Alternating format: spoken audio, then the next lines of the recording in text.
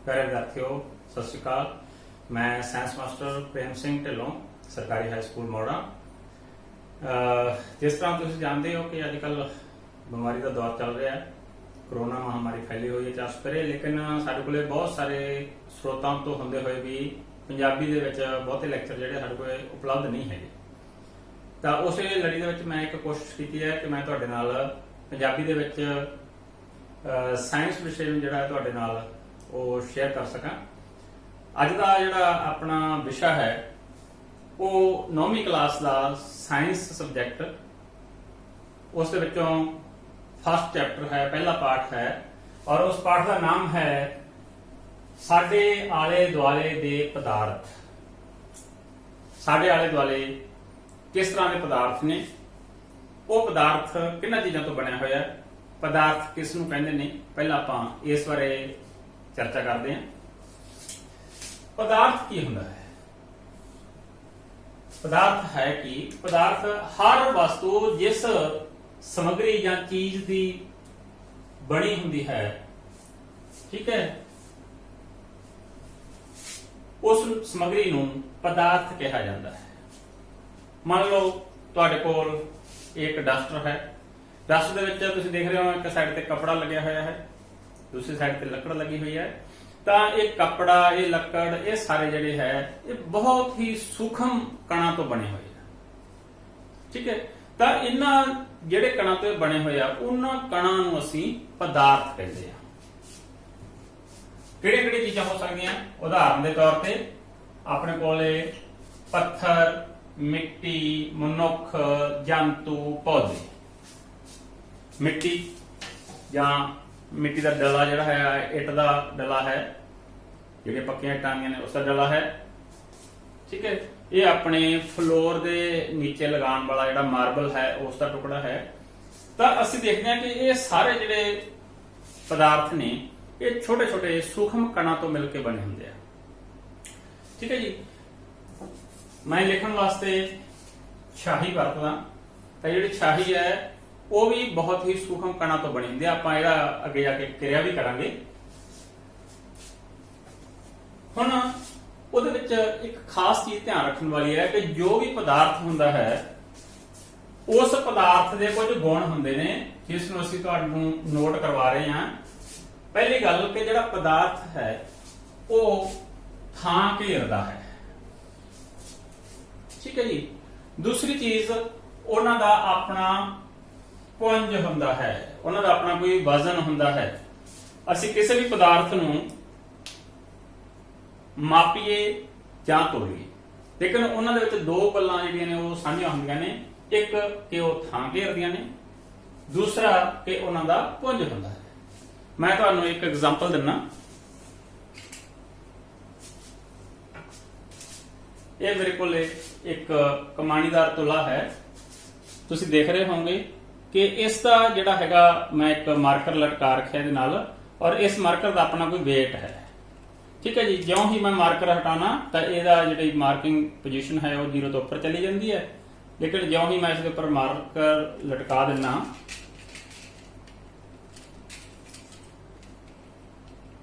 तो इसका जिहड़ा अपना पुंज है वो 0 तो हेठ आ जाता है। मतलब कि इसका कुछ ना कुछ पुंज है, इसका कुछ ना कुछ वजन है।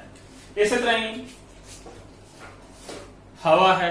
हवा बारे असीं सारे जाने जानते हैं कि हवा जिहड़ी है चार सपेरे हुंदी है, लेकिन सानू नहीं पता कि वो थां घेरदी है कि नहीं घेरदी। लेकिन उसकी एक एग्जाम्पल है गुब्बारा। मैं एक गुब्बारा पहले फैला के रखा हुआ सी। असीं देखिया कि इस दे विच हवा जिहड़ी भरी हुई है, गैस भरी हुई है, और वो गैस की है उस थां घेरदी है, और उस थां नूं असीं आयतन भी कहने हैं। उस थां नूं असीं की कहंदे आ? आयतन। आयतन भी इस चीज में असीं लिख सकते हैं। जिन्हां थां घेरदियां ने उस थां नूं असीं आयतन कहंदे हां। तां साडे कोले पदार्थां दे दो गुण जिहड़े महत्वपूर्ण सामने आए कि पदार्थ उन्हां दा कुछ ना कुछ आयतन हुंदा, जां कह लो कि वो कुछ थां घेरदे हन। दूसरा है उन्हां दा पुंज हुंदा है। जिन्ना भी असीं कोई हल्की तो हल्की चीज ले लईए, लेकिन उन्हां दा कुछ ना कुछ वजन जरूर होएगा।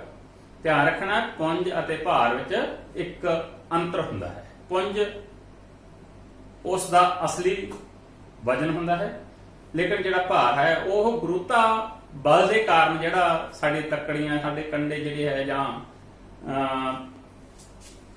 ਤੁਲੇ ਜਿਹੜੇ ਮਾਪਦੇ ਆ, ਇਹ ਸਾਡਾ ਭਾਰ ਮਾਪਦੇ ਆ, ਪੁੰਜ ਨਹੀਂ ਮਾਪਦੇ। ਠੀਕ ਹੈ ਜੀ। ਪੁੰਜ ਨੂੰ ਕਹਿੰਦੇ ਆ ਮਾਸ ਤੇ ਭਾਰ ਨੂੰ ਕਹਿੰਦੇ ਆ weight। ਹਾਂਜੀ, ਉਸ ਤੋਂ ਅਗਲਾ ਪਦਾਰਥ ਕਿੰਨੇ ਕਿਸਮ ਦਾ ਹੋ ਸਕਦਾ, ਪਦਾਰਥ ਕਿੰਨੇ ਪ੍ਰਕਾਰ ਦਾ ਹੋ ਸਕਦਾ, ਉਸ ਦੇ ਬਾਰੇ ਵੀ ਆਪਾਂ ਚਰਚਾ ਕਰਦੇ ਹਾਂ। ਕਿ ਜਿਹੜੇ ਤੁਸੀਂ ਦੇਖੇ, ਇਹ ਤੁਸੀਂ ਮਿੱਟੀ ਦਾ ਡਲਾ ਦੇਖਿਆ, ਮਾਰਕਰ ਵੇਖਿਆ, ਤੁਸੀਂ ਮੈਨੂੰ ਵੇਖ ਰਹੇ ਹੋ, ਮਨੁੱਖ, ਠੀਕ ਹੈ। ਉਸ ਤੋਂ ਬਾਅਦ ਲੱਕੜ ਦੇਖੀ, ਕੱਪੜਾ ਵੇਖਿਆ, ਤਾਂ ਇਹਨਾਂ ਸਾਰਾ ਚੀਜ਼ਾਂ ਨੂੰ ਅਸੀਂ ਕਿੰਨੇ ਢੰਗਾਂ ਦੇ ਵਿੱਚ ਵੰਡ ਸਕਦੇ ਹਾਂ। ਅੱਛਾ, ਇਸ ਦੇ ਨਾਲ ਹੀ ਮੈਂ ਤੁਹਾਨੂੰ ਇੱਕ ਹੋਰ ਦਿਖਾ ਦੇਵਾਂ। ਇਹ ਇੱਕ ਬੀਕਰ ਹੈ, ਇਸ ਦੇ ਵਿੱਚ ਪਾਣੀ ਭਰਿਆ ਹੋਇਆ ਹੈ, ਦੇਖ ਰਹੇ ਹੋ ਤੁਸੀਂ। ਤਾਂ ਜਿਹੜਾ ਪਾਣੀ ਹੈ ਉਹ ਵੀ ਇੱਕ ਪਦਾਰਥ ਹੈ, ਔਰ ਮੇਰੇ ਕੋਲੇ ਇਹ ਇੱਕ ਡਿਸ਼ ਦੇ ਵਿੱਚ ਰੰਗ ਪਾ ਕੇ ਰੱਖਿਆ ਹੋਇਆ ਹੈ, ਇਹ ਵੀ ਇੱਕ ਪਦਾਰਥ ਹੈ। ਲੇਕਿਨ ਇਹ ਜਿਹੜਾ ਰੰਗ ਹੈ ਇਹ ਚੂਰਨ ਵਰਗਾ ਹੈ, ਇਸ ਨੂੰ ਅਸੀਂ ਉੱਪਰੋਂ ਨੀਚੇ ਨੂੰ ਭੋਰ ਸਕਦੇ ਹਾਂ। ਠੀਕ ਹੈ ਜੀ। ਤਾਂ ਇਹ ਸਾਰੇ ਜਿਹੜੀਆਂ ਚੀਜ਼ਾਂ ਨੇ ਇਹ ਪਦਾਰਥ ਨੇ, ਲੇਕਿਨ ਪਦਾਰਥ ਨੂੰ ਅਸੀਂ ਕਿੰਨੇ ਢੰਗਾਂ ਦੇ ਵਿੱਚ ਵੰਡ ਸਕਦੇ ਹਾਂ, ਕਿੰਨੇ ਢੰਗਾਂ ਦੇ ਵਿੱਚ ਉਹਨਾਂ ਦਾ ਵਰਗੀਕਰਨ ਕਰ ਸਕਦੇ ਹਾਂ। ਤਾਂ ਅਸੀਂ ਹੁਣ ਪੜ੍ਹ ਰਹੇ ਹਾਂ ਪਦਾਰਥ ਦਾ ਵਰਗੀਕਰਨ। ਪਦਾਰਥ ਨੂੰ ਅਸੀਂ ਦੋ ਰੂਪਾਂ ਦੇ ਵਿੱਚ ਵਰਗੀਕ੍ਰਿਤ ਕਰ ਸਕਦੇ ਹਾਂ। ਪਹਿਲੇ ਹੁੰਦੇ ਆ ਭੌਤਿਕ ਗੁਣਾਂ ਦੇ ਆਧਾਰ ਤੇ, ਦੂਸਰੇ ਹੁੰਦੇ ਆ ਰਸਾਇਣ ਗੁਣਾਂ ਦੇ ਆਧਾਰ ਤੇ। ਤਾਂ ਭੌਤਿਕ ਗੁਣਾਂ ਦੇ ਆਧਾਰ ਤੇ ਜਿਹੜੇ ਪਦਾਰਥ ਨੇ ਉਹ 5 ਪ੍ਰਕਾਰ ਦੇ ਮੰਨੇ ਜਾਂਦੇ ਆ। ਪੁਰਾਤਨ ਸਮੇਂ ਤੋਂ ਲੈ ਕੇ ਹੁਣ ਦੇ ਸਮੇਂ ਤੱਕ ਅਸੀਂ 5 ਪ੍ਰਕਾਰ ਦੇ ਭੌਤਿਕ ਗੁਣਾਂ ਵਾਲੇ ਪਦਾਰਥ ਨੂੰ ਮੰਨਦੇ ਹਾਂ।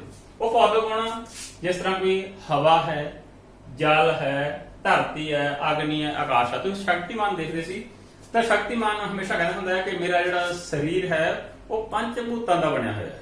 5 ਭੂਤ, 5 ਪਦਾਰਥ ਜਿਨ੍ਹਾਂ ਤੋਂ ਪੂਰੀ ਜਿਹੜੀ ਸ੍ਰਿਸ਼ਟੀ ਦੇ ਪਦਾਰਥ ਬਣੇ ਹੋਏ ਆ। ਲੇਕਿਨ ਅਸੀਂ ਇਹਨਾਂ ਬਾਰੇ ਡਿਟੇਲ ਚ ਅੱਗੇ ਪੜਾਂਗੇ। ਦੂਸਰਾ ਹੈ ਰਸਾਇਣਕ ਗੁਣਾਂ ਦੇ ਆਧਾਰ ਤੇ, ਕਿ ਪਦਾਰਥ ਕੀ ਸਿੱਧੇ ਹੀ ਸਾਨੂੰ ਮਿਲ ਜਾਂਦੇ ਨਹੀਂ, ਪਦਾਰਥ ਆਪਣੀਆਂ ਕਿਸੇ ਹੋਰ ਵਸਤੂ ਦੇ ਨਾਲ ਮਿਲ ਕੇ ਨਵਾਂ ਰੂਪ ਧਾਰਨ ਕਰਦੇ ਆ।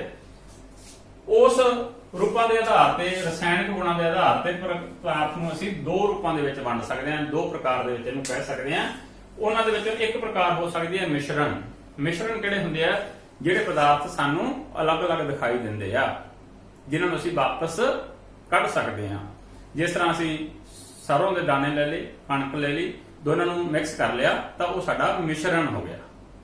ਜਦੋਂ ਵੀ ਅਸੀਂ ਛਾਣਨੀ ਨਾਲ ਉਹਨੂੰ ਦੁਬਾਰਾ ਚਾਹੀਏ ਤਾਂ ਅਲੱਗ ਕਰ ਸਕਦੇ ਹਾਂ। ਲੇਕਿਨ ਯੌਗਿਕ ਜਿਹੜਾ ਹੈ ਉਹ ਇੱਕ ਗੁੰਝਲਦਾਰ ਪ੍ਰਕਿਰਿਆ ਹੈ, ਅਲੱਗ ਉਹਨਾਂ ਨੂੰ ਵੀ ਕੀਤਾ ਜਾ ਸਕਦਾ ਹੈ। ਜਿਸ ਤਰ੍ਹਾਂ ਮੈਂ ਤੁਹਾਨੂੰ ਇੱਕ ਐਗਜ਼ਾਮਪਲ ਦੇ ਕੇ ਦਿਖਾਣਾ। ਮੰਨ ਲਓ ਇਹ ਮੇਰੇ ਕੋਲ ਇੱਕ ਆਕਸੀਜਨ ਦਾ ਅਣੂ ਹੈ, ਆਕਸੀਜਨ ਦਾ ਤੱਤ ਹੈ, ਔਰ ਇਹ ਜਿਹੜਾ ਸਫੇਦ ਰੰਗ ਦਾ ਇਹ ਹਾਈਡਰੋਜਨ ਦਾ ਤੱਤ ਹੈ। ਠੀਕ ਹੈ ਜੀ। ਇਹ ਮੇਰੇ ਕੋਲ ਦੋ ਤੱਤ ਨੇ।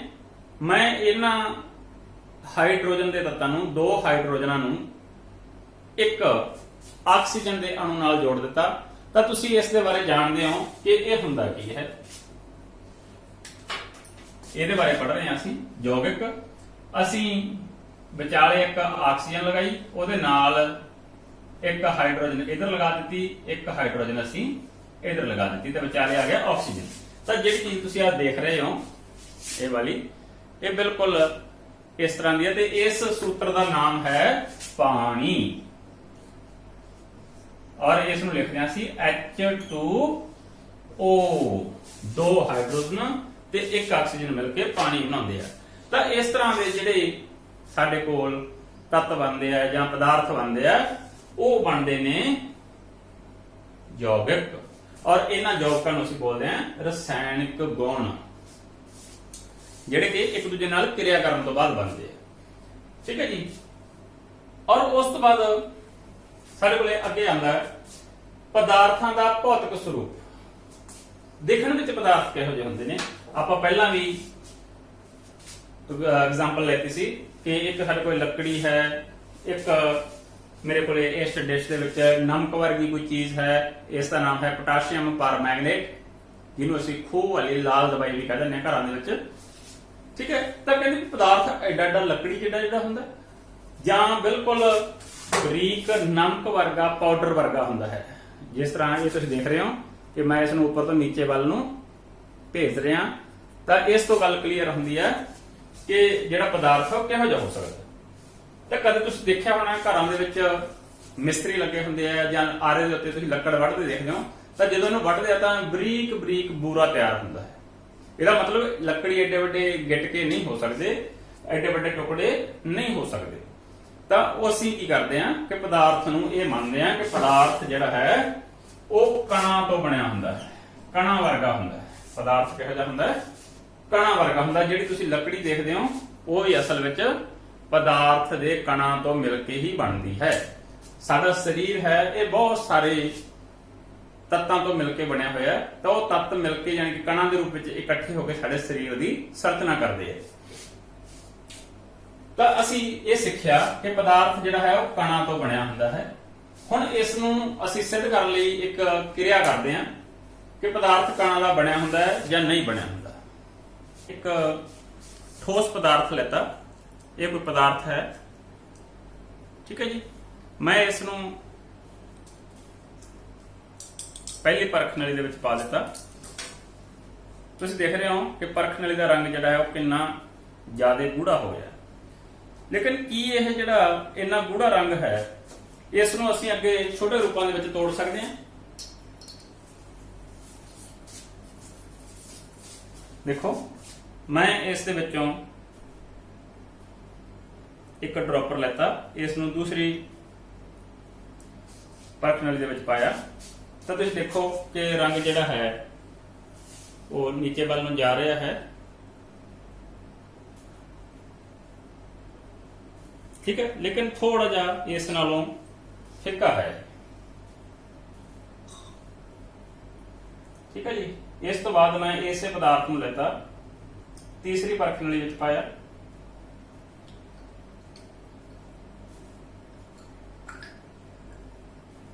ਠੀਕ ਹੈ ਜੀ। ਔਰ ਤੀਸਰੀ ਪਰਖ ਨਲੀ ਤੋਂ ਮੈਂ ਇਸ ਨੂੰ ਭਰਿਆ,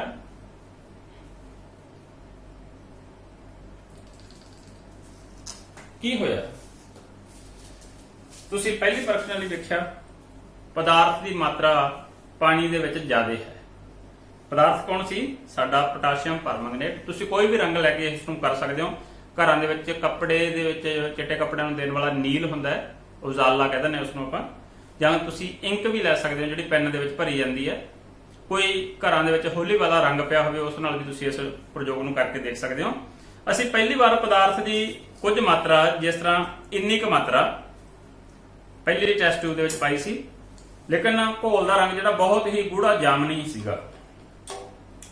ਫਿਰ ਉਸ ਦੇ ਪਹਿਲੇ ਟੈਸਟ ਟਿਊਬ ਦੇ ਵਿੱਚੋਂ ਅਸੀਂ ਪਦਾਰਥ ਨੂੰ ਦੂਸਰੀ ਟੈਸਟ ਟਿਊਬ ਦੇ ਵਿੱਚ ਪਾਇਆ, ਲੇਕਿਨ ਘੋਲ ਦੇ ਵਿੱਚ ਤੁਸੀਂ ਦੇਖ ਰਹੇ ਹੋ ਕਿ ਮਾਤਰਾ ਥੋੜੀ ਜਿਹੀ ਘਟਣ ਹੋਣ ਦੇ ਨਾਲ ਉਸ ਦਾ ਰੰਗ ਥੋੜਾ ਜਿਹਾ ਹਲਕਾ ਹੋ ਗਿਆ। ਮਤਲਬ ਇਸ ਵਿੱਚ ਪਦਾਰਥ ਦੀ ਮਾਤਰਾ ਦੇ ਜਿਹੜੇ ਕਣ ਹੈ ਉਹ ਘੱਟ ਹੋ ਗਈ। ਫਿਰ ਅਸੀਂ ਦੂਸਰੀ ਤੋਂ ਤੀਸਰੀ ਟੈਸਟ ਟਿਊਬ ਦੇ ਵਿੱਚ ਘੋਲ ਨੂੰ ਲਿਜਾ ਕੇ ਪਾਇਆ, ਤਾਂ ਤੁਸੀਂ ਦੇਖਦੇ ਹੋ ਕਿ ਰੰਗ ਬਿਲਕੁਲ ਹੀ ਹਲਕਾ ਹੋ ਗਿਆ। ਤਾਂ ਇਸ ਤੋਂ ਗੱਲ ਕਲੀਅਰ ਹੁੰਦੀ ਹੈ ਕਿ ਇਸ ਦੇ ਵਿੱਚ ਪਦਾਰਥ ਦੇ ਕਣਾਂ ਦੀ ਮਾਤਰਾ ਹੋਰ ਘਟ ਗਈ ਹੈ। ਔਰ ਫਿਰ ਇਸੇ ਦੇ ਵਿੱਚੋਂ ਇੱਕ ਟੈਸਟ ਟਿਊਬ ਦੇ ਵਿੱਚੋਂ ਭਰ ਕੇ ਡ੍ਰੌਪਰ ਨੂੰ ਅਸੀਂ ਇਧਰਲੀ ਸਾਈਡ ਤੇ ਪਾਇਆ, ਤਾਂ ਤੁਸੀਂ ਦੇਖਦੇ ਹੋ ਕਿ ਪਦਾਰਥ ਦਾ ਕੁਝ ਰੰਗ ਤਾਂ ਬਦਲਿਆ ਪਰ ਬਹੁਤੇ ਕਣ ਜਿਹੜੇ ਦਿਖਾਈ ਨਹੀਂ ਦਿੰਦੇ। ਤਾਂ ਇਸ ਤੋਂ ਇਹ ਸਿੱਧ ਹੋਇਆ ਕਿ ਜਿਹੜਾ ਇਹ ਪਦਾਰਥ ਸੀ ਸਾਡਾ ਪੋਟਾਸ਼ੀਅਮ ਪਰਮੰਗਨੇਟ ਜਾਂ ਕੋਈ ਰੰਗ, ਇਹ ਸਾਡਾ ਕਣਾਂ ਤੋਂ ਬਣਿਆ ਹੋਇਆ, ਤੇ ਕਣ ਜਿਉਂ-ਜਿਉਂ ਅਸੀਂ ਅੱਗੇ ਲਿਜਾਂਦੇ ਹਾਂ ਤਾਂ ਉਹਨਾਂ ਦੀ ਮਾਤਰਾ ਜਿਹੜੀ ਉਹ ਘਟਦੀ ਜਾਂਦੀ। ਤਾਂ ਜਿਸ ਤੋਂ ਸਿੱਧ ਹੁੰਦਾ ਹੈ ਕਿ ਜਿਹੜਾ ਪਦਾਰਥ ਹੈ ਉਹ ਕਣਾਂ ਤੋਂ ਬਣਿਆ ਹੁੰਦਾ ਹੈ। ਤੁਸੀਂ ਦੇਖਿਆ ਕਿ ਪਦਾਰਥ ਕਣਾਂ ਤੋਂ ਬਣਿਆ ਹੁੰਦਾ ਹੈ, ਲੇਕਿਨ ਉਹ ਕਣ ਕਿੰਨੇ ਸੂਖਮ ਹੁੰਦੇ ਆ ਤੁਸੀਂ ਇਸ ਨੂੰ ਵੀ ਇਸ ਐਕਸਪੈਰੀਮੈਂਟ ਦੇ ਰਾਹੀਂ ਵੇਖ ਚੁੱਕੇ ਹੋ। ਦੇਖਿਆ ਹੋਣਾ ਹੈ ਕਿ ਪਹਿਲੇ ਦੇ ਵਿੱਚ ਕਣਾਂ ਦੀ ਮਾਤਰਾ ਜਿਹੜੀ ਜ਼ਿਆਦਾ ਸੀ, ਦੂਸਰੇ ਦੇ ਵਿੱਚ ਕਣਾਂ ਦੀ ਮਾਤਰਾ ਘਟ ਗਈ ਹੈ, ਤੀਸਰੇ ਦੇ ਵਿੱਚ ਕਣਾਂ ਦੀ ਮਾਤਰਾ ਹੋਰ ਘਟ ਗਈ ਹੈ, ਔਰ ਚੌਥੇ ਦੇ ਵਿੱਚ ਕਣਾਂ ਦੀ ਮਾਤਰਾ ਬਿਲਕੁਲ ਹਲਕੀ ਹੋ ਗਈ ਹੈ। ਲੇਕਿਨ ਜੇ ਅਸੀਂ ਇਸ ਤੋਂ ਅੱਗੇ ਵੀ ਇਸ ਨੂੰ ਪਾਉਂਦੇ ਜਾਈਏ, ਇੱਕ ਟੈਸਟ ਟਿਊਬ ਤੋਂ ਕੱਢ ਕੇ ਅੱਗੇ ਉਸ ਤੋਂ ਅੱਗੇ ਪਾਉਂਦੇ ਜਾਈਏ, ਤਾਂ ਕਣਾਂ ਦੀ ਮਾਤਰਾ ਜਿਹੜੀ ਉਹ ਘਟ ਜਾਊ। ਲੇਕਿਨ ਤੁਸੀਂ ਇਹ ਦੇਖ ਰਹੇ ਹੋ ਕਿ ਜਿੰਨੀ ਕਣਾਂ ਦੀ ਮਾਤਰਾ ਜ਼ਿਆਦਾ ਹੋਏਗੀ ਉਹਨਾਂ ਹੀ ਉਸ ਵਸਤੂ ਦਾ, ਪਦਾਰਥ ਦਾ ਜਿਹੜਾ ਗਿਣਤੀ ਹੈ ਜਾਂ ਸੰਘਣਤਾ ਹੈ ਉਹ ਜ਼ਿਆਦਾ ਹੋਏਗੀ। ਤਾਂ ਇਸ ਤੋਂ ਸਾਨੂੰ ਇੱਕ ਗੱਲ ਕਲੀਅਰ ਹੋ ਗਈ ਕਿ ਜਿਹੜੇ ਪਦਾਰਥ ਨੇ ਉਹਨਾਂ ਦੇ ਕਣ ਬਹੁਤ ਸੂਖਮ ਹੁੰਦੇ ਆ, ਬਹੁਤ ਹੀ ਸੂਖਮ। ਠੀਕ ਹੈ ਜੀ। ਇੰਨੇ ਸੂਖਮ ਕਿ ਜਿਨ੍ਹਾਂ ਦੀ ਅਸੀਂ ਕਲਪਨਾ ਵੀ ਨਹੀਂ ਕਰ ਸਕਦੇ, ਬਹੁਤ ਹੀ ਬਰੀਕ ਹੁੰਦੇ ਆ, ਜਿਹੜੇ ਕਿ ਮਾਈਕਰੋਸਕੋਪ ਨਾਲ ਵੀ ਬੜੀ ਮੁਸ਼ਕਲ ਨਾਲ ਵੇਖੇ ਜਾ ਸਕਦੇ। ਤਾਂ ਇਸ ਤੋਂ ਅੱਗੇ ਆਪਾਂ ਪਦਾਰਥ ਦੇ ਕਣਾਂ ਦੇ ਗੁਣ ਦੇਖਾਂਗੇ ਕਿ ਜਿਹੜਾ ਪਦਾਰਥ ਹੈ ਉਹਨਾਂ ਦੇ ਕਣਾਂ ਦੇ ਗੁਣ ਕੀ ਹੈ। ਜਿਹੜੇ ਤੁਸੀਂ ਇਸ ਤਰ੍ਹਾਂ ਦੇ ਪਦਾਰਥ ਦੇ ਗੁਣ ਕਣ ਦੇਖੇ, ਇਹ ਕਣ ਇੱਕ ਦੂਜੇ ਪ੍ਰਤੀ ਕੀ ਕੰਮ ਕਰਦੇ ਆ, ਇਹਨਾਂ ਦੇ ਇੱਕ ਥਾਂ ਤੋਂ ਦੂਜੀ ਥਾਂ ਤੇ ਜਾਣ ਦਾ ਕਿਹੜਾ ਤਰੀਕਾ ਹੈ, ਤਾਂ ਇਹਨਾਂ ਬਾਰੇ ਅਸੀਂ ਹੁਣ ਅਗਲੇ ਟੌਪਿਕ ਤੇ ਪੜ੍ਹਦੇ ਹਾਂ। ਹੁਣੇ ਅਸੀਂ ਪੜ੍ਹਿਆ ਕਿ ਪਦਾਰਥ ਕੀ ਹੁੰਦਾ ਹੈ, ਠੀਕ ਹੈ ਜੀ। ਪਦਾਰਥ ਦੇ ਭੌਤਿਕ ਸਰੂਪ ਕਿਹੜੇ ਕਿਹੜੇ ਨੇ, ਔਰ ਪਦਾਰਥ ਕਣਾਂ ਤੋਂ ਬਣਿਆ ਹੁੰਦਾ ਹੈ। ਔਰ ਨਾਲ ਹੀ ਅਸੀਂ ਸਿੱਖ ਰਹੇ ਸੀਗੇ ਕਿ ਪਦਾਰਥ ਦੇ ਜਿਹੜੇ ਕਣ ਨੇ ਉਹਨਾਂ ਦੇ ਮੁੱਖ ਗੁਣ ਕੀ ਹੈ। ਪਦਾਰਥ ਦੇ ਗੱਲ ਨਹੀਂ ਕਰ ਰਹੇ ਆਪਾਂ, ਪਦਾਰਥ ਦੇ ਕਣਾਂ ਦੀ ਗੱਲ ਕਰ ਰਹੇ ਹਾਂ, ਠੀਕ ਹੈ ਜੀ। ਪਦਾਰਥ ਦੇ ਕਣਾਂ ਦੇ ਮੁੱਖ ਗੁਣ ਕਿਹੜੇ ਕਿਹੜੇ ਨੇ, ਤਾਂ ਉਹਨਾਂ ਵਿੱਚੋਂ ਪਹਿਲਾ ਨੰਬਰ ਜਿਹੜਾ ਹੈ ਉਹ ਹੈ ਕਿ ਪਦਾਰਥ ਦੇ ਕਣਾਂ ਵਿੱਚ ਖਾਲੀ ਥਾਂ ਹੁੰਦੀ ਹੈ, ਠੀਕ ਹੈ। ਜਿਸ ਤਰ੍ਹਾਂ ਤੁਸੀਂ ਦੇਖ ਰਹੇ ਹੋ ਕਿ ਇਹ ਸਾਡਾ ਪਦਾਰਥ ਹੈ, ਕਿਸੇ ਬੀਕਰ ਦੇ ਵਿੱਚ ਪਾਇਆ ਹੋਇਆ ਕੁਝ ਪਦਾਰਥ ਹੈ, ਕੋਈ ਡਲੀਆਂ ਹੋ ਸਕਦੀਆਂ, ਕੋਈ ਬਜਰੀ ਹੋ ਸਕਦੀ ਹੈ, ਕੋਈ ਘੀ ਹੋ ਸਕਦਾ ਹੈ, ਕੋਈ ਵੀ ਖਾਣ ਵਾਲੀ ਵਸਤੂ ਵੀ ਹੋ ਸਕਦੀ ਹੈ। ਤਾਂ ਇਹਨਾਂ ਦੇ ਵਿਚਕਾਰ ਤੁਸੀਂ ਦੇਖ ਰਹੇ ਹੋ ਕਿ ਜਦੋਂ ਉਹ ਪਾਇਆ ਹੋਇਆ ਪਦਾਰਥ ਹੈ ਤਾਂ ਉਹਨਾਂ ਦੇ ਵਿਚਕਾਰ ਕੁਝ ਨਾ ਕੁਝ ਖਾਲੀ ਥਾਂ ਬਚ ਜਾਂਦੀ ਹੈ, ਠੀਕ ਹੈ ਜੀ। ਤਾਂ ਇਹ ਤੋਂ ਇਹ ਗੱਲ ਸਿੱਧ ਹੁੰਦੀ ਹੈ ਕਿ ਪਦਾਰਥ ਦੇ ਵਿਚਕਾਰ ਖਾਲੀ ਥਾਂ ਹੁੰਦੀ ਹੈ। ਆਪਾਂ ਇਸ ਨਾਲ ਸੰਬੰਧਿਤ ਕਿਰਿਆ ਵੀ ਕਰਾਂਗੇ। ਹੋ ਸਕਦਾ ਕਿ ਜਿਹੜਾ ਪਦਾਰਥ ਤੁਸੀਂ ਪਹਿਲਾਂ ਬੀਕਰ ਦੇ ਵਿੱਚ ਪਾਇਆ ਉਸ ਦੇ ਕਣ ਮੋਟੇ ਸਨ, ਤਾਂ ਉਹਨਾਂ ਕਣਾਂ ਦੇ ਵਿਚਕਾਰ ਜ਼ਿਆਦਾ ਜਗ੍ਹਾ ਸੀ। ਤਾਂ ਮੈਂ ਕੀ ਕੀਤਾ, ਮੈਂ ਉਸ ਤੋਂ ਕੋਈ ਬਰੀਕ ਚੀਜ਼ ਲੈ ਕੇ ਉਹਦੇ ਵਿੱਚ ਪਾ ਦਿੱਤੀ, ਤਾਂ ਉਹ ਕਣਾਂ ਦੇ ਵਿੱਚ ਚਲੀ ਗਈ, ਠੀਕ ਹੈ ਜੀ। ਤਾਂ ਉਹਨਾਂ ਨੇ ਖਾਲੀ ਥਾਵਾਂ ਜਿਹੜੀਆਂ ਸਾਰੀਆਂ ਸੀ ਉਹ ਭਰ ਦਿੱਤੀਆਂ, ਜਿੰਨਾ ਵੀ ਖਾਲੀ ਥਾਂ ਸੀ ਉਹ ਸਾਰਾ ਬਰੀਕ ਵਾਲੇ ਪਦਾਰਥ ਨੇ ਭਰ ਦਿੱਤਾ। ਔਰ ਜਦੋਂ ਪਦਾਰਥ ਇੱਕ ਦੂਜੇ ਤੋਂ ਮਿਲ ਜਾਂਦਾ ਹੈ ਤਾਂ ਇਸ ਨੂੰ ਅਸੀਂ ਡਿਫਿਊਜ਼ਨ ਹੋਣਾ ਜਾਂ ਮਿਸ਼ਰਤ ਹੋਣਾ ਵੀ ਕਹਿੰਦੇ ਆ। ਫਿਰ ਕੀ ਹੋਇਆ, ਪਹਿਲਾਂ ਮੋਟਾ ਪਦਾਰਥ, ਫਿਰ ਉਸ ਤੋਂ ਬਾਅਦ ਅਸੀਂ ਬਰੀਕ ਕਣਾਂ ਵਾਲਾ ਪਦਾਰਥ ਪਾਇਆ, ਲੇਕਿਨ ਫਿਰ ਵੀ ਕੋਈ ਨਾ ਕੋਈ ਜਗ੍ਹਾ ਬਚ ਗਈ। ਤਾਂ ਉਹਦੇ ਵਿੱਚ ਕੀ ਹੋਇਆ ਕਿ ਮੈਂ ਕੋਈ ਹੋਰ ਬਰੀਕ ਕਣਾਂ ਵਾਲਾ ਪਦਾਰਥ ਪਾ ਦਿੱਤਾ, ਤਾਂ ਉਹ ਉਸ ਖਾਲੀ ਜਗ੍ਹਾ ਨੂੰ ਵੀ ਪੂਰਾ ਕਰ ਗਿਆ। ਤਾਂ ਇਸ ਤਰ੍ਹਾਂ ਆਪਾਂ ਨੂੰ ਪਤਾ ਲੱਗਿਆ ਕਿ ਜਿਹੜਾ ਠੋਸ ਹੈ ਉਸ ਦੇ ਅੰਦਰ ਪੂਰੀ ਦੀ ਪੂਰੀ ਜਗ੍ਹਾ ਜਿਹੜੀ ਹੈ ਉਹ ਭਰੀ ਨਹੀਂ ਹੁੰਦੀ, ਉਸ ਦੇ ਕਣਾਂ ਦੇ ਵਿਚਕਾਰ ਥੋੜੀ ਥੋੜੀ ਥਾਂ ਹੁੰਦੀ ਹੈ। ਤਾਂ ਆਪਾਂ ਇਸੇ ਨਾਲ ਸੰਬੰਧਿਤ ਇੱਕ ਗਤੀਵਿਧੀ ਕਰਨ ਲੱਗੇ ਹਾਂ ਹੁਣੀ।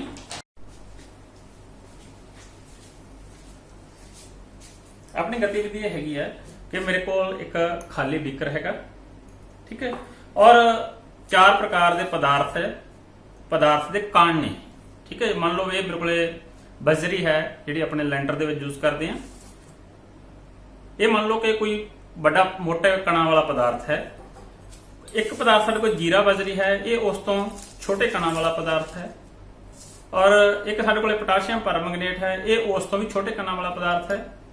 ਔਰ ਇੱਕ ਪਾਣੀ ਹੈ, ਇਹ ਉਸ ਤੋਂ ਵੀ ਛੋਟੇ ਕਣਾਂ ਵਾਲਾ ਪਦਾਰਥ ਹੈ, ਠੀਕ ਹੈ। ਲਾਸਟ ਦੇ ਉੱਤੇ ਸਾਡੇ ਕੋਲ ਇੱਕ ਹਵਾ ਹੈ ਜਿਹਦੇ ਕਣ ਬਹੁਤ ਹੀ ਵਿਰਲੇ ਹੁੰਦੇ ਆ। ਤਾਂ ਹੁਣ ਮੇਰੇ ਕੋਲ ਗਲਾਸ ਦੇ ਵਿੱਚ, ਬੀਕਰ ਦੇ ਵਿੱਚ ਇਸ ਟਾਈਮ ਕੀ ਹੈ, ਖਾਲੀ ਹੈ, ਮਤਲਬ ਹਵਾ ਹੈ। ਹਵਾ ਦੇ ਕਣ ਇੰਨੇ ਵਿਰਲੇ ਹੈ ਕਿ ਜੇਕਰ ਮੈਂ ਇਹਦੇ ਵਿੱਚ ਇਹ ਬੱਟੀਆਂ ਪਾ ਕੇ ਇਹਨੂੰ ਭਰ ਦੇਵਾਂ, ਦੇਖੋ ਤੁਸੀਂ,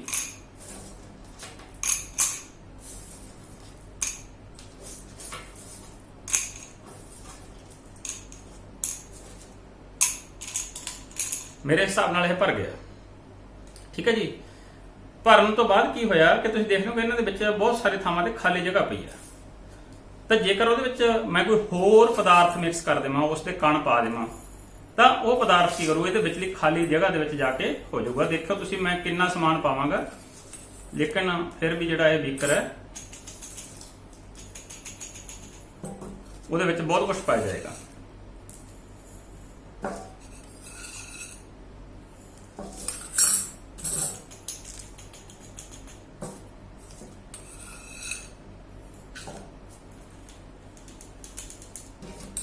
ਠੀਕ ਹੈ ਜੀ। ਮੇਰੇ ਹਿਸਾਬ ਦੇ ਨਾਲ ਹਜੇ ਵੀ ਨੀਚੇ ਜਗ੍ਹਾ ਬਚੀ ਹੋਈ ਹੈ।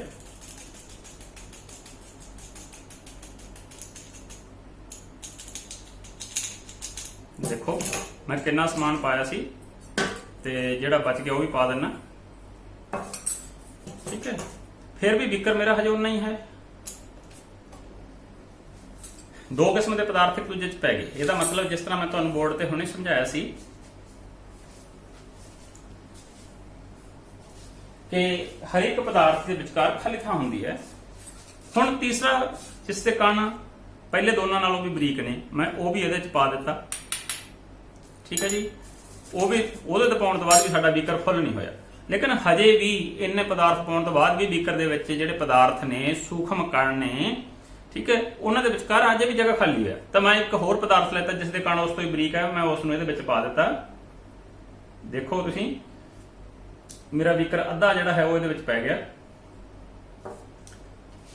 ਤਾਂ ਮੇਰੇ ਹਿਸਾਬ ਦੇ ਨਾਲ ਹੁਣ ਇਸ ਦੀ ਜਿਹੜੀ ਜਗ੍ਹਾ ਹੈ ਉਹ ਪੂਰੀ ਤਰ੍ਹਾਂ ਭਰ ਚੁੱਕੀ ਹੈ। ਲੇਕਿਨ ਤੁਸੀਂ ਹਜੇ ਵੀ ਦੇਖ ਰਹੇ ਹੋ ਕਿ ਆਹ ਜਗ੍ਹਾ ਦੇ ਉੱਪਰ ਹਜੇ ਵੀ ਖਾਲੀ ਪਈ ਹੈ। ਠੀਕ ਹੈ, ਜਿਉਂ-ਜਿਉਂ ਇਹ ਪਾਣੀ ਅੱਗੇ ਜਾਏਗਾ ਤਾਂ ਇਹ ਜਗ੍ਹਾ ਫੁੱਲ ਹੋ ਜਾਵੇਗੀ। ਤਾਂ ਇਸ ਤੋਂ ਸਾਨੂੰ ਪਤਾ ਲੱਗਿਆ ਕਿ ਪਦਾਰਥ ਦੇ ਕਣਾਂ ਦੇ ਵਿੱਚ ਬਹੁਤ ਸਾਰੀ ਖਾਲੀ ਥਾਂ ਹੁੰਦੀ ਹੈ। ਤਾਂ ਜਿਹੜੀਆਂ ਅਸੀਂ ਇਹ ਚਾਰ ਭਾਂਤ ਦੀਆਂ ਚੀਜ਼ਾਂ ਇਹਦੇ ਵਿੱਚ ਪਾਈਆਂ ਸੀ, ਉਹ ਅਸਲ ਵਿੱਚ ਪਦਾਰਥ ਦੇ ਕਣ ਮੰਨ ਕੇ ਪਾਏ ਸੀ। ਤਾਂ ਇਸ ਤਰ੍ਹਾਂ ਜਦੋਂ ਅਸੀਂ ਕੋਈ ਵੀ ਚੀਜ਼, ਇੱਕ ਪਦਾਰਥ ਜਾਂ ਅਸੀਂ ਕੋਈ ਮਿੱਟੀ ਦਾ ਡਲਾ ਦੇਖਦੇ ਹਾਂ, ਠੀਕ ਹੈ ਜੀ, ਤਾਂ ਇਸ ਨੂੰ ਅਸੀਂ ਪਾਣੀ 'ਚ ਪਾ ਦਿੰਦੇ ਹਾਂ, ਤਾਂ ਇਹਦੇ ਵਿੱਚ ਕੀ ਹੋਏਗਾ ਕਿ ਪਾਣੀ ਅੰਦਰ ਜਾਣਾ ਸ਼ੁਰੂ ਹੋ ਜਾਏਗਾ। ਅੰਦਰ ਜਾਣਾ ਸ਼ੁਰੂ ਕਿਉਂ ਹੋਏਗਾ? ਕਿਉਂਕਿ ਇਸ ਦੇ ਵਿੱਚ ਖਾਲੀ ਜਗ੍ਹਾ ਹੈ। ਇਹ ਬਰੀਕ ਬਰੀਕ ਕਣਾਂ ਤੋਂ ਬਣਿਆ ਹੋਇਆ, ਪਰ ਉਹਨਾਂ ਕਣਾਂ ਦੇ ਵਿੱਚ ਵੀ ਖਾਲੀ ਜਗ੍ਹਾ ਹੈ। ਜਿਉਂ ਹੀ ਮੈਂ ਇਸ ਨੂੰ ਪਾਣੀ 'ਚ ਰੱਖਾਂਗਾ, ਪਾਣੀ ਨੂੰ ਇਹ ਆਪਣੇ ਅੰਦਰ ਲਿਜਾਣਾ ਸ਼ੁਰੂ ਕਰ ਦੇਗਾ। ਤਾਂ ਤੁਸੀਂ ਦੇਖੋ ਕਿ ਪਾਣੀ ਜਿਹੜੀ ਹਵਾ ਹੈ ਉਹ ਬੁਲਬੁਲਿਆਂ ਦੇ ਰੂਪ ਦੇ ਵਿੱਚ ਬਾਹਰ ਆ ਰਹੀ ਹੈ, ਕਿਉਂਕਿ ਖਾਲੀ ਥਾਂ ਦੇ ਵਿੱਚ ਹਵਾ ਭਰੀ ਹੋਈ ਸੀ ਪਹਿਲਾਂ। ਜਿਉਂ-ਜਿਉਂ ਪਾਣੀ ਉੱਥੇ ਜਾ ਰਿਹਾ ਹੈ ਤਾਂ ਜਿਹੜੀ ਹਵਾ ਗਈ ਉਹ ਉਸ ਜਗ੍ਹਾ ਤੋਂ ਵਿਸਥਾਪਿਤ ਹੋ ਰਹੀ ਹੈ, ਬਾਹਰ ਨਿਕਲ ਰਹੀ ਹੈ। ਤੇ ਇਸ ਤੋਂ ਪਤਾ ਲੱਗਦਾ ਕਿ ਪਦਾਰਥ ਦੇ ਕਣਾਂ ਦੇ ਵਿਚਕਾਰ ਖਾਲੀ ਥਾਂ ਹੁੰਦੀ ਹੈ। ਤੁਸੀਂ ਹੁਣ ਪਹਿਲਾਂ ਦੇਖਿਆ ਕਿ ਪਦਾਰਥ ਦੇ ਕਣਾਂ ਦੇ ਵਿਚਕਾਰ ਖਾਲੀ ਜਗ੍ਹਾ ਹੁੰਦੀ ਹੈ, ਖਾਲੀ ਥਾਂ ਹੁੰਦੀ ਹੈ। ਠੀਕ ਹੈ, ਜਿਸ ਕਾਰਨ ਇੱਕ ਪਦਾਰਥ ਦੂਜੇ ਪਦਾਰਥ ਦੇ ਵਿੱਚ ਆਪਣੀ ਥਾਂ ਬਣਾ ਲੈਂਦਾ ਤੇ ਇੱਕ ਦੂਜੇ ਨਾਲ ਉਹ ਜੁੜ ਜਾਂਦਾ, ਮਿਸ਼ਰਤ ਹੋ ਜਾਂਦਾ ਹੈ। ਫਿਰ ਦੂਸਰੀ ਗੱਲ ਆਉਂਦੀ ਹੈ ਕਿ ਪਦਾਰਥ ਦੇ ਕਣ ਜਿਹੜੇ ਉਹ ਗਤੀਸ਼ੀਲ ਹੁੰਦੇ ਨੇ। ਤੁਸੀਂ ਕਦੇ ਦੇਖਿਆ ਹੋਣਾ ਕਿ ਜਦੋਂ ਵੀ ਅਸੀਂ ਕੋਈ ਦੋ ਚੀਜ਼ਾਂ ਨੂੰ ਖੜਕਾਉਂਦੇ ਆ, ਠੀਕ ਹੈ ਜੀ, ਤਾਂ ਤੁਹਾਡੇ ਕੋਲੇ ਆਵਾਜ਼ ਪਹੁੰਚਦੀ ਹੈ। ਮੇਰੇ ਕੋਲ ਇੱਕ ਚਮਚ ਹੈ, ਤਾਂ ਤੁਸੀਂ ਦੇਖ ਲਓ ਟਿਕ ਟਿਕ ਦੀ ਆਵਾਜ਼ ਆਉਂਦੀ ਹੈ। ਉਹ ਆਵਾਜ਼ ਤੁਹਾਨੂੰ ਸੁਣਾਈ ਕਿਵੇਂ ਦਿੰਦੀ ਹੈ? ਤਾਂ ਉਹ ਸੁਣਾਈ ਦੇਣ ਦਾ ਕਾਰਨ ਕੀ ਹੈ ਕਿ ਜਿਹੜੀ ਘੰਟੀ ਯਾਨੀ ਕਿ ਖੜਕਾਉਣ ਵਾਲੀ ਚੀਜ਼ ਉਸ ਤੇ ਤੁਹਾਡੇ ਕੰਨਾਂ ਦੇ ਵਿਚਕਾਰ ਹਵਾ ਹੈ, ਮਾਧਿਅਮ ਹੈ। ਕੀ ਹੈ? ਕੀ ਹੈ ਉੱਥੇ? ਮਾਧਿਅਮ ਹੈ। ਮਾਧਿਅਮ ਕੀ ਹੈ? ਹਵਾ। ਹਵਾ ਦੇ ਕਣ ਨੇ। ਤੇ ਜਦੋਂ ਅਸੀਂ ਕਿਸੇ ਚੀਜ਼ ਨੂੰ ਟਕਰਾਉਂਦੇ ਆ ਤਾਂ ਜਿਹੜੇ ਉਹਦੇ ਨੇੜਲੇ ਹਵਾ ਦੇ ਕਣ ਨੇ ਉਹ ਇੱਕ ਦੂਜੇ ਨਾਲ ਵੱਜਣ ਤੋਂ ਬਾਅਦ ਕੰਪਨ ਕਰਨਾ ਸ਼ੁਰੂ ਕਰ ਦਿੰਦੇ ਨੇ। ਉਹ ਆਪਣੀ ਜਗ੍ਹਾ ਦੇ ਉੱਤੇ ਇਸ ਤਰ੍ਹਾਂ ਹਲਣਾ ਸ਼ੁਰੂ ਕਰ ਦਿੰਦੇ ਨੇ। ਉਹ ਹਲਦੇ ਹਲਦੇ ਅਗਲੇ ਕਣਾਂ ਨੂੰ ਹਿਲਾਉਂਦੇ ਜਾਂਦੇ ਆ ਤੇ ਜਦੋਂ ਤੱਕ ਉਹ ਕਣਾਂ ਦਾ ਕੰਪਨ ਘਟਦਾ ਨਹੀਂ ਜਾਂ ਬਹੁਤ ਘੱਟ ਨਹੀਂ ਹੋ ਜਾਂਦਾ, ਉਦੋਂ ਤੱਕ ਸਾਨੂੰ ਉਹ ਆਵਾਜ਼ ਸੁਣਾਈ ਦਿੰਦੀ ਰਹਿੰਦੀ ਹੈ। ਤਾਂ ਇਸ ਤੋਂ ਸਾਨੂੰ ਇਹ ਪਤਾ ਲੱਗਦਾ ਹੈ ਕਿ ਜਿਹੜੇ ਹਵਾ ਦੇ ਕਣ ਹੈ ਉਹ ਗਤੀਸ਼ੀਲ ਨੇ। ਹਵਾ ਇੱਕ ਪਦਾਰਥ ਹੈ, ਤਾਂ ਜਿਸ ਤੋਂ ਪਤਾ ਲੱਗਦਾ ਕਿ ਪਦਾਰਥ ਦੇ ਕਣ ਜਿਹੜੇ ਆ ਉਹ ਗਤੀਸ਼ੀਲ ਨੇ। ਆਪਾਂ ਇਸ ਦੀ ਇੱਕ ਉਦਾਹਰਨ ਹੋਰ ਲੈਂਦੇ ਆ। ਮੇਰੇ ਕੋਲੇ ਇਹ ਟੈਸਟ ਟਿਊਬ ਦੇ ਵਿੱਚ ਪਾਣੀ ਪਾਇਆ ਹੋਇਆ ਹੈ ਔਰ ਦੂਸਰਾ ਜਿਹੜਾ ਹੈ ਪੋਟਾਸ਼ੀਅਮ ਪਰਮੰਗਨੇਟ ਹੈ, ਉਸ ਦੀ ਇੱਕ ਬੂੰਦ ਮੈਂ ਉੱਪਰੋਂ ਪਾਉਣੀ ਸ਼ੁਰੂ ਕੀਤੀ। ਸਥਿਤਜ ਊਰਜਾ ਇਹਦੇ ਵਿੱਚ ਭਰੀ ਹੋਈ ਹੈ। ਜਦੋਂ ਮੈਂ ਇੱਕ ਤੌਂਕਾ, ਦੇਖੋ ਹੁਣ ਪਾਣੀ ਦੇ ਵਿੱਚ ਦੇਖੋ ਤੁਸੀਂ ਪੋਟਾਸ਼ੀਅਮ ਪਰਮੰਗਨੇਟ ਦਾ ਜਿਹੜਾ ਘੋਲ ਹੈ ਉਹ ਨੀਚੇ ਵੱਲ ਨੂੰ ਜਾ ਰਿਹਾ ਹੈ। ਇਹ ਤੋਂ ਕੀ ਪਤਾ ਲੱਗ ਰਿਹਾ ਹੈ ਕਿ ਪਦਾਰਥ ਦੇ ਕਣ ਨੀਚੇ ਵੱਲ ਨੂੰ ਜਾ ਰਹੇ ਨੇ। ਤਾਂ ਇਸ ਤੋਂ ਕਲੀਅਰ ਹੁੰਦਾ ਹੈ ਕਿ ਪਦਾਰਥ ਦੇ ਕਣ ਗਤੀਸ਼ੀਲ ਹੁੰਦੇ ਹਨ। ਆਪਣੇ ਆਪ ਉਹ ਸਾਰੇ ਨੀਚੇ ਵੱਲ ਨੂੰ ਜਾ ਕੇ ਘੁਲਣੇ ਸ਼ੁਰੂ ਹੋ ਗਏ। ਠੀਕ ਹੈ ਜੀ। ਤਾਂ ਇਸ ਤਰ੍ਹਾਂ ਇੱਕ ਪਦਾਰਥ ਜਦੋਂ ਦੂਜੇ ਪਦਾਰਥ ਵਿੱਚ ਮਿਲ ਜਾਂਦਾ ਹੈ ਤਾਂ ਉਸ ਨੂੰ ਅਸੀਂ ਬੋਲਦੇ ਹਾਂ ਮਿਸ਼ਰਤ ਹੋਣਾ। ਕੀ ਬੋਲਦੇ ਆ ਉਸ ਨੂੰ? ਮਿਸ਼ਰਤ ਹੋਣਾ। ਅੰਗਰੇਜ਼ੀ ਚ ਇਸ ਨੂੰ ਅਸੀਂ ਬੋਲਦੇ ਹਾਂ ਡਿਫਿਊਜ਼ਨ। ਕੀ ਬੋਲਦੇ ਆ ਉਸ ਨੂੰ? ਡਿਫਿਊਜ਼ਨ। ਹਾਂਜੀ, ਤਾਂ ਅਸੀਂ ਦੋ ਗੱਲਾਂ ਪੜ੍ਹੀਆਂ ਕਿ ਪਦਾਰਥ ਦੇ ਕਣ ਗਤੀਸ਼ੀਲ ਹੁੰਦੇ ਨੇ। ਜਿਹੜੇ ਪਦਾਰਥ ਦੇ ਕਣ ਹੈ ਉਹਨਾਂ ਦੇ ਵਿੱਚ ਕਿਹੜੀ ਗਤੀ ਹੁੰਦੀ ਹੈ? ਗਤਿਜ ਊਰਜਾ ਭਰੀ ਹੁੰਦੀ ਹੈ, ਜਿਸ ਕਾਰਨ ਉਹ ਗਤੀ ਕਰਦੇ ਨੇ। ਠੀਕ ਹੈ ਜੀ। ਔਰ ਗਤਿਜ ਊਰਜਾ ਆਉਂਦੀ ਕਿੱਥੋਂ ਆ? ਜਦੋਂ ਅਸੀਂ ਕਿਸੇ ਚੀਜ਼ ਨੂੰ ਟਕਰਾਉਂਦੇ ਆ ਤਾਂ ਉਹ ਸਾਡੇ ਟਕਰਾਉਣ ਦੇ ਬਲ ਦੇ ਕਾਰਨ ਉਹਨਾਂ ਵਿੱਚ ਊਰਜਾ ਆਉਂਦੀ ਹੈ ਤੇ ਜਿਸ ਕਾਰਨ ਉਹ ਗਤੀ ਕਰਨਾ ਸ਼ੁਰੂ ਕਰ ਦਿੰਦੇ ਨੇ। ਤੀਸਰਾ ਜਿਹੜਾ ਹੈ ਆਪਣੇ ਕੋਲ ਉਹ ਹੈ ਕਿ ਜਿਹੜੇ ਕਣ ਹੈ ਉਹ ਇੱਕ ਦੂਜੇ ਨੂੰ ਆਕਰਸ਼ਿਤ ਕਰਦੇ ਨੇ। ਜਿੰਨੇ ਵੀ ਤੁਸੀਂ ਸੂਖਮ ਕਣਾਂ ਬਾਰੇ ਪੜ੍ਹਦੇ ਹੋ ਉਹ ਇੱਕ ਦੂਜੇ ਨੂੰ ਆਕਰਸ਼ਿਤ ਕਰਦੇ ਨੇ। ਇਸ ਦੀ ਆਪਾਂ ਇੱਕ ਉਦਾਹਰਨ ਲਵਾਂਗੇ। ਮੈਂ ਫੈਵੀਕੋਲ ਦਾ ਇੱਕ ਡ੍ਰੌਪ ਆਪਣੇ ਹੱਥ ਦੇ ਉੱਪਰ ਰੱਖਦਾ ਤਾਂ ਤੁਸੀਂ ਦੇਖੋ ਕਿ ਇਹ ਡ੍ਰੌਪ ਜਿਹੜਾ ਹੈ ਬਿਲਕੁਲ ਇਸੇ ਤਰ੍ਹਾਂ ਹੀ ਪਿਆ ਹੈ, ਇਹ ਫੈਲ ਰਿਹਾ ਨਹੀਂ ਹੈ, ਇਹ ਇੱਕ ਥਾਂ ਤੋਂ ਦੂਸਰੀ ਥਾਂ ਤੇ ਨਹੀਂ ਗਿਆ। ਇਸ ਦਾ ਕਾਰਨ ਕੀ ਹੈ ਕਿ ਇੱਕ ਥਾਂ ਤੇ ਇਕੱਠਾ ਕਿਉਂ ਹੈ? ਕਿਉਂਕਿ ਜਿਹੜੇ ਪਦਾਰਥ ਦੇ ਕਣ ਹੈ ਉਹ ਇੱਕ ਦੂਜੇ ਨੂੰ ਖਿੱਚ ਕੇ ਰੱਖਦੇ ਆ। ਇਸੇ ਕਾਰਨ ਹੀ ਜਿਹੜੀਆਂ ਬੂੰਦਾਂ ਆਉਂਦੀਆਂ ਨੇ ਬਾਰਿਸ਼ ਦੀਆਂ ਉਹ ਵੀ ਗੋਲ ਹੁੰਦੀਆਂ ਨੇ, ਕਿਉਂਕਿ ਪਦਾਰਥ ਜਿਹੜੇ ਉਸ ਦੇ ਪਾਣੀ ਦੇ ਕਣ ਨੇ ਉਹ ਉਸ ਨੂੰ ਖਿੱਚ ਕੇ ਰੱਖਦੇ ਨੇ ਇੱਕ ਦੂਜੇ ਵੱਲ, ਜਿਸ ਨੂੰ ਅਸੀਂ ਸਤਹੀ ਬਲ ਬੋਲਦੇ ਆ ਜਾਂ ਸਰਫੇਸ ਟੈਂਸ਼ਨ ਬੋਲਦੇ ਆ, ਜਿਸ ਵਜ੍ਹਾ ਨਾਲ ਪਦਾਰਥ ਜਿਹੜਾ ਹੈ ਇੱਕ ਦੂਜੇ ਨੂੰ ਆਕਰਸ਼ਿਤ ਕਰਦਾ ਹੈ। ਠੀਕ ਹੈ ਜੀ। ਹੁਣ ਤੱਕ ਤੁਸੀਂ ਜਿਹੜਾ ਪੜਿਆ ਆਪਾਂ ਉਹਦਾ ਇੱਕ ਵਾਰ ਰੀਕੈਪ ਕਰ ਲੈਂਦੇ ਆ। ਪਹਿਲਾਂ ਤੁਸੀਂ ਪੜਿਆ ਸੀਗਾ ਪਦਾਰਥ ਕੀ ਹੈ। ਪਦਾਰਥ ਉਹ ਕੋਈ ਸੂਖਮ ਵਸਤੂਆਂ ਨੇ ਜਿਨ੍ਹਾਂ ਨੂੰ ਅਸੀਂ ਆਸਾਨੀ ਨਾਲ ਨਹੀਂ ਦੇਖ ਸਕਦੇ ਔਰ ਜਿਹੜੇ ਸਾਰੇ ਪਦਾਰਥਾਂ ਦੇ ਬਣਨ ਵਿੱਚ ਜਾਂ ਸਾਰੀਆਂ ਵਸਤੂਆਂ ਦੇ ਬਣਨ ਵਿੱਚ ਸਹਿਯੋਗ ਕਰਦੀਆਂ ਨੇ। ਠੀਕ ਹੈ ਜੀ। ਇਸ ਨੂੰ ਅਸੀਂ ਮੁੱਖ ਤੌਰ ਤੇ ਦੋ ਰੂਪਾਂ ਦੇ ਵਿੱਚ ਵੰਡ ਸਕਦੇ ਹਾਂ, ਭੌਤਿਕ ਅਤੇ ਰਸਾਇਣਕ ਪਦਾਰਥ। ਭੌਤਿਕ ਗੁਣਾਂ ਦੇ ਆਧਾਰ ਤੇ ਪਦਾਰਥ ਦੀਆਂ 5 ਪ੍ਰਕਾਰ ਹੋ ਸਕਦੀਆਂ ਨੇ, 5 ਢੰਗ ਹੋ ਸਕਦੇ ਨੇ, 5 ਗੁਣ ਹੋ ਸਕਦੇ ਨੇ। ਲੇਕਿਨ ਰਸਾਇਣਕ ਗੁਣਾਂ ਦੇ ਆਧਾਰ ਤੇ ਇਸ ਦੀਆਂ ਦੋ ਕਿਸਮਾਂ ਨੇ, ਉਹ ਵੀ ਅਸੀਂ ਪਹਿਲਾਂ ਪੜ੍ਹੀਆਂ ਸੀਗੀਆਂ। ਉਹ ਸੀਗੀਆਂ ਮਿਸ਼ਰਣ ਤੇ ਯੌਗਿਕ। ਫਿਰ ਉਸ ਤੋਂ ਬਾਅਦ ਅਗਲੀ ਚੀਜ਼ ਅਸੀਂ ਪੜ੍ਹੀ ਸੀ ਕਿ ਪਦਾਰਥ ਜਿਹੜਾ ਹੈ ਉਹ ਛੋਟੇ ਛੋਟੇ ਕਣਾਂ ਤੋਂ ਮਿਲ ਕੇ ਬਣਿਆ ਹੁੰਦਾ ਹੈ। ਉਸ ਦੀ ਅਸੀਂ ਇੱਕ ਕਿਰਿਆ ਵੀ ਕੀਤੀ ਸੀਗੀ ਔਰ ਪਦਾਰਥ ਦੇ ਜਿਹੜੇ ਕਣ ਹੈ ਉਹ ਬਹੁਤ ਹੀ ਸੂਖਮ ਹੁੰਦੇ ਆ। ਔਰ ਲਾਸਟ ਦੇ ਉੱਤੇ ਜਿਹੜੀ ਚੀਜ਼ ਅਸੀਂ ਹੁਣ ਪੜ੍ਹ ਰਹੇ ਸੀ ਕਿ ਜਿਹੜੇ ਪਦਾਰਥ ਦੇ ਕਣਾਂ ਦੇ ਮੁੱਖ ਗੁਣ ਨੇ ਉਹ ਕੀ ਨੇ ਕਿ ਪਦਾਰਥ ਦੇ ਕਣਾਂ ਦੇ ਵਿੱਚ ਬਹੁਤ ਸਾਰੀ ਖਾਲੀ ਥਾਂ ਹੁੰਦੀ ਹੈ। ਦੂਸਰਾ, ਪਦਾਰਥ ਦੇ ਕਣ ਜਿਹੜੇ ਉਹ ਗਤੀਸ਼ੀਲ ਹੁੰਦੇ ਆ, ਇੱਕ ਥਾਂ ਤੋਂ ਦੂਸਰੀ ਥਾਂ ਤੱਕ ਜਾ ਸਕਦੇ ਆ। ਠੀਕ ਹੈ ਜੀ। ਉਹਦੇ ਵਿੱਚ ਅਸੀਂ ਦੋ ਉਦਾਹਰਨਾਂ ਲਿਖੀਆਂ ਸੀ, ਚਾਹੇ ਉਹ ਆਵਾਜ਼ ਦੇ ਇੱਕ ਜਗ੍ਹਾ ਤੋਂ ਦੂਸਰੀ ਜਗ੍ਹਾ ਤੇ ਜਾਣ ਦਾ ਕਾਰਨ ਹੋਵੇ ਜਾਂ ਫਿਰ ਅਸੀਂ ਇੱਕ ਟੈਸਟ ਟਿਊਬ ਲੈ ਕੇ ਉਸ ਵਿੱਚ ਟੈਂਸ਼ਨ ਪਰਮੈਂਗਨੇਟ ਪਾਇਆ ਸੀ ਤੇ ਉਸ ਨਾਲ ਉਹ ਗਤੀ ਕਰਦਾ ਸਾਨੂੰ ਦਿਖਾਈ ਦਿੱਤਾ। ਤਾਂ ਇਸ ਤੋਂ ਪਤਾ ਲੱਗਾ ਕਿ ਪਦਾਰਥ ਦੇ ਜਿਹੜੇ ਕਣ ਨੇ ਉਹਨਾਂ ਦੇ ਵਿੱਚ ਗਤੀ ਊਰਜਾ ਹੁੰਦੀ ਹੈ ਤੇ ਪਦਾਰਥ ਜਿਹੜੇ ਇੱਕ ਦੂਸਰੇ ਵਿੱਚ ਮਿਕਸ ਹੁੰਦੇ ਨੇ ਤਾਂ ਉਸ ਨੂੰ ਅਸੀਂ ਮਿਕਸ ਹੋਣ ਨੂੰ ਅਸੀਂ ਬੋਲਦੇ ਹਾਂ ਮਿਸ਼ਰਤ ਹੋਣਾ ਜਾਂ ਸਾਇੰਸ ਦੀ ਭਾਸ਼ਾ ਵਿੱਚ ਡਿਫਿਊਜ਼ਨ ਕਹਿੰਦੇ ਆ। ਕਣ ਇੱਕ ਦੂਜੇ ਨੂੰ ਆਕਰਸ਼ਿਤ ਕਰਦੇ ਨੇ। ਅਸੀਂ ਬਹੁਤ ਸਾਰੀਆਂ ਉਦਾਹਰਨਾਂ ਲਿੱਤੀਆਂ ਹੁਣ ਤੱਕ ਕਿ ਕਣ ਜਿਹੜੇ ਆ ਉਹ ਪਾਣੀ ਦੀਆਂ ਬੂੰਦਾਂ ਹੋ ਗਈਆਂ, ਉਹ ਗੋਲ ਕਿਉਂ ਹੁੰਦੀਆਂ ਨੇ, ਜਾਂ ਜਿਹੜੀ ਸਾਡੀ ਧਰਤੀ ਆ ਉਹਦੇ ਆਸ-ਪਾਸੇ ਇੰਨਾ ਪਾਣੀ ਹੈ ਉਹ ਇੱਕ ਦੂਜੇ ਦੇ ਨਾਲ ਹੀ ਗੋਲ ਲੋਟ ਤੇ ਬਣਿਆ ਹੋਇਆ। ਅਸੀਂ ਸੁਣਦੇ ਹਾਂ ਕਿ ਧਰਤੀ ਗੋਲ ਹੈ, ਜੇਕਰ ਉਹਦੇ ਨਾਲ ਪਾਣੀ ਵੀ ਹੈ ਤਾਂ ਪਾਣੀ ਉਹ ਜਿਹੜਾ ਹੈਗਾ ਵਹਿੰਦਾ ਕਿਉਂ ਨਹੀਂ ਹੈਗਾ? ਕਿਉਂਕਿ ਪਾਣੀ ਦੀ ਬਾਹਰਲੀ ਸਤ੍ਹਾ ਤੋਂ ਜਿਹੜੇ ਕਣ ਨੇ ਉਹ ਇੱਕ ਦੂਜੇ ਨੂੰ ਖਿੱਚ ਕੇ ਰੱਖਦੇ ਨੇ ਤੇ ਦੂਸਰਾ ਉਹਦੇ ਤੇ ਬਾਹਰਲਾ ਵਾਤਾਵਰਣਕ ਦਬਾਅ ਵੀ ਹੈ ਤੇ ਜਿਸ ਕਾਰਨ ਕੋਈ ਵੀ ਵਸਤੂ ਜਿਹੜੀ ਉਹ ਆਪਣੀ ਜਗ੍ਹਾ ਦੇ ਉੱਤੇ ਬਣੀ ਰਹਿੰਦੀ ਹੈ। ਤੇ ਇਸ ਤੋਂ ਬਾਅਦ ਅਸੀਂ ਅਗਲੇ ਟੌਪਿਕ ਪੜਾਂਗੇ।